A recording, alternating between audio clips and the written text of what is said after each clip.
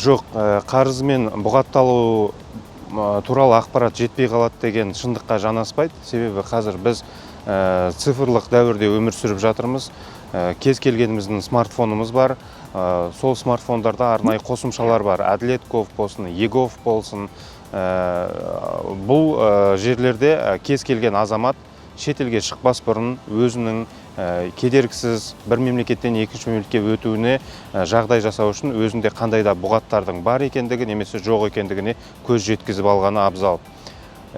Сол себепті өзінің иінін жеке сәйкестендіру нөмірін сол жаңағы қосымшаларда терсе, оның атында қандай да бір кедергі бар ма, бар болса не себепті, және де ол қандай сот орындаушының қарауында оның мекен жайы, телефон номері барлығы жазылып тұрады. Сол себептен кез келген азамат шетелге шықпас бұрын өзін сақтандыру мақсатында жаңағы базалардан тексеріп алған абзал.